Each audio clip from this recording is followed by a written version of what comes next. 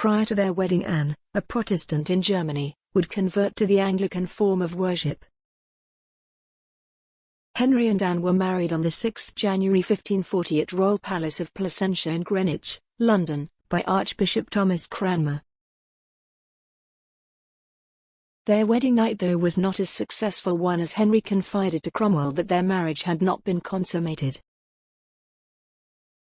Evidence points to the fact that their marriage was a platonic one. Anne confided to the Countess of Rutland that Henry was a sweet husband, and when they go to sleep, he kisses her, takes her by the hand and wishes her good night, and every morning he again would kiss her and bid her farewell.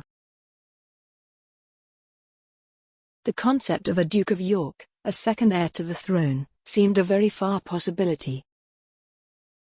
Anne was finally commanded to leave court on the 24th of June and was then told that Henry was reconsidering their marriage on the 6th of July 1540. Witness statements taken at the time indicated that Henry was displeased with her appearance. Strangely though, considering the platonic nature of their marriage, Henry concluded that Anne could not be a virgin. Anne would finally agree to an annulment of the marriage without any protests, and the marriage was formally annulled just after 7 months of marriage on the 12th of July 1514. The reasons given for the annulment was non-consummation and of the pre-contract of marriage to Francis of Lorraine. Thomas Cromwell would be arrested for treason for his part in arranging the match. For agreeing to the annulment without any protests, Anne would be well provided for. She would receive the estates of Richmond Palace and the former home of the Boleyn family, Hever Castle. Anne would remain good friends with Henry and would become an honorary member of the royal family, becoming known as the King's sister. She would also be given royal precedence over all women except for Henry's own wife and daughters. William, Duke of Jülich-Cleves-Berg, and Anne would press Henry to marry Anne again following the execution of Catherine Howard, before Henry would marry Catherine Parr.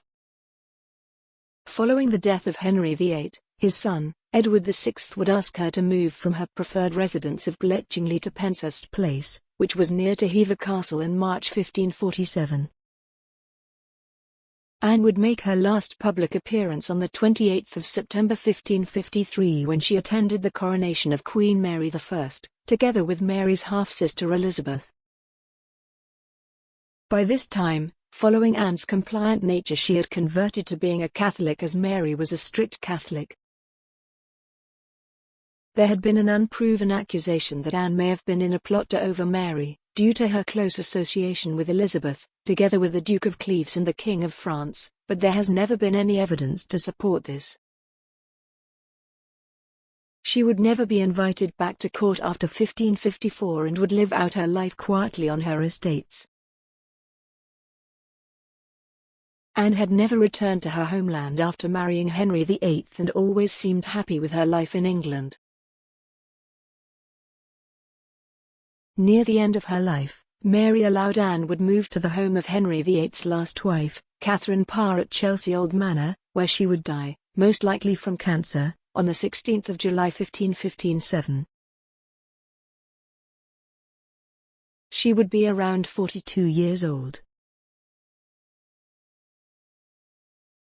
She would be the last wife of Henry VIII to die. In her will, she would leave money for her servants and would ask her stepdaughters, Elizabeth and Mary, to employ them in their households.